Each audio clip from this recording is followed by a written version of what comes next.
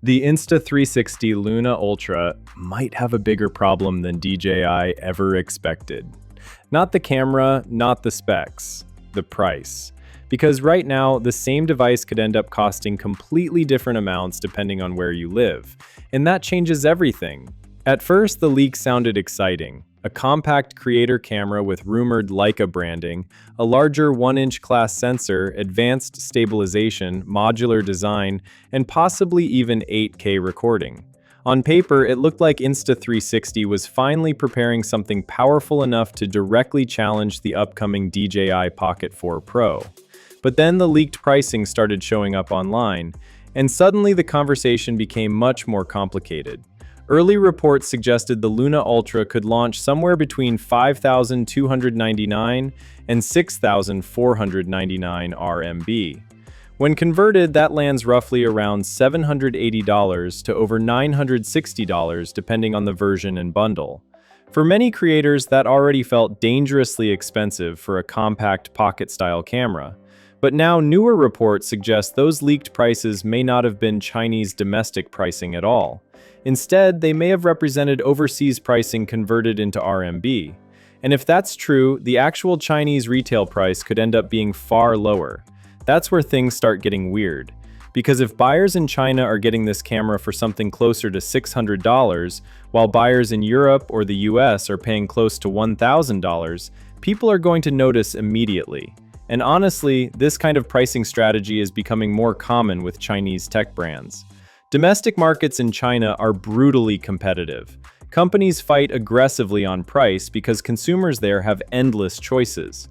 Brands also benefit from lower distribution costs, local manufacturing advantages, reduced shipping expenses, and fewer import-related fees. So companies can afford to sell products cheaper at home while charging significantly more internationally. But once these products leave China, the price starts climbing fast. The US gets hit with import duties, shipping costs, retailer margins, and localized support expenses. Europe can be even worse because VAT alone can dramatically increase final pricing. That's why some newer European rumors are now suggesting the Luna Ultra could approach or even exceed €1,000 in certain configurations after taxes and bundles are included. And that's the moment where the entire market positioning changes. At $600, the Luna Ultra feels exciting. Premium, yes, but still believable for creators wanting a compact all-in-one filmmaking tool. At €1,000, suddenly people stop comparing it to pocket cameras. Now they're comparing it to mirrorless cameras, used full-frame cameras, real interchangeable lens systems with larger sensors and more flexibility. That's dangerous territory. Because once buyers start asking whether they should buy a compact creator camera or a full mirrorless setup, the value conversation becomes much harder for Insta360 to control. Specs alone are no longer enough. The experience has to justify the price completely. And to be fair, the Luna Ultra does sound ambitious. The leaks suggest Insta360 is trying to build something far beyond a typical action camera. The rumored modular setup alone could give creators more flexibility than DJI's traditional pocket design. Leica branding could also push image quality expectations much higher. If the stabilization and low light performance actually deliver, this thing could become one of the most powerful compact creator cameras we've seen in years. But the problem is psychological. People accept high prices when a product clearly belongs in a premium category.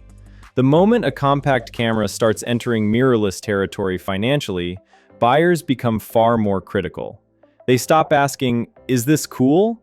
and start asking, "Is this actually worth it?" And that is exactly where DJI becomes a huge threat.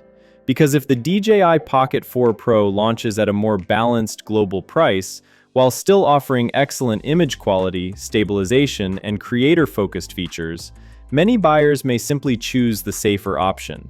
DJI already dominates this category. People trust the ecosystem, the software stability, the accessories, and the reliability. Insta360 isn't just fighting on hardware anymore. They're fighting on perceived value. That's why the Luna Ultra launch suddenly feels much bigger than just another camera release. It's becoming a test of how much creators are truly willing to pay for portability and innovation.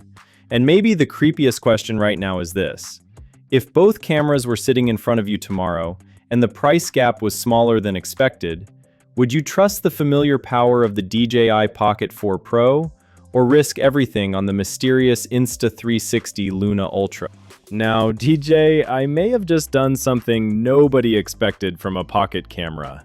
The moment the company revealed that the Pocket 4 Pro could capture up to 17 stops of dynamic range alongside a new DLOG 2 profile, the entire conversation changed overnight.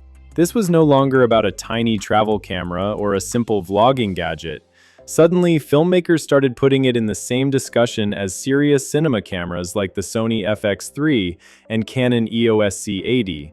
And after watching the footage DJI showcased, it became hard to ignore why people were reacting this way. For years, compact pocket cameras always came with compromise. They were easy to carry, incredibly stabilized, and perfect for quick shooting. But the second lighting conditions became difficult, the limitations showed up fast. Bright skies would lose detail, shadows became noisy and muddy, highlights clipped aggressively.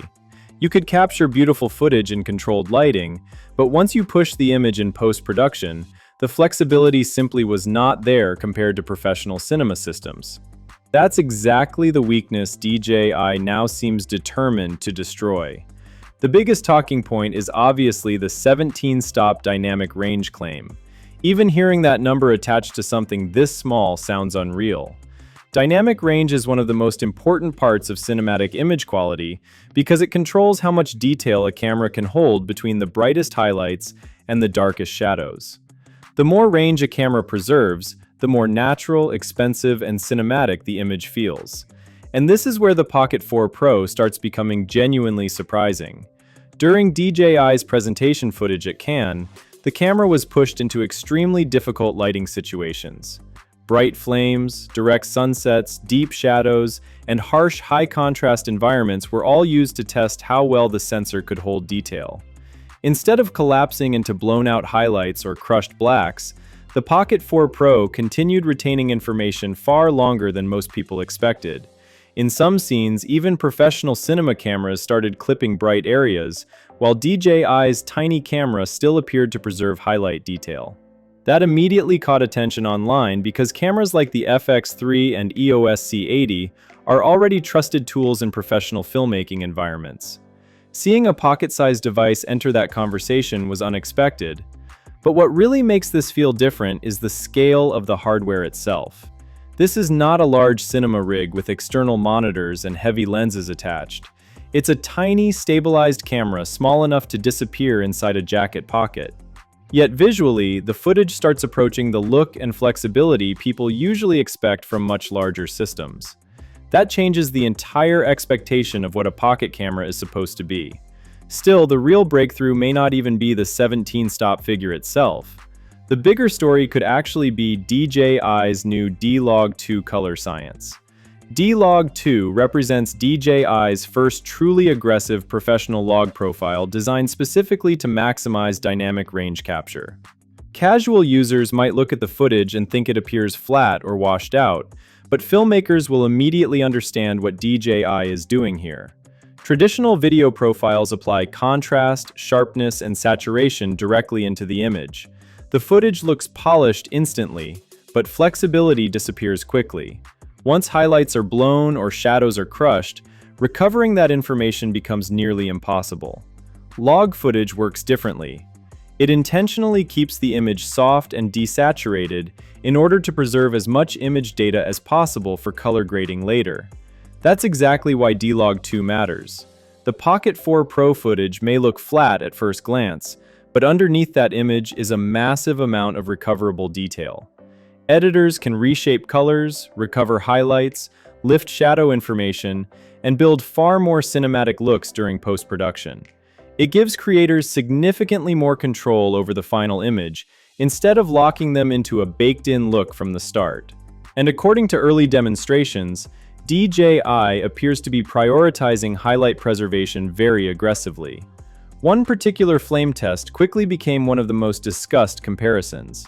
In the brightest parts of the fire, both the FX3 and EOS C80 began showing visible clipping, while the Pocket 4 Pro still retained texture and detail in the highlights. Now, that does not automatically mean DJI has created a better overall cinema camera. Larger professional systems still dominate in areas like sensor depth, low light capability, lens flexibility, and overall cinematic rendering. But when it came purely to holding highlight information at lower ISO levels, DJI's results became impossible to ignore. Then came the sunset comparison.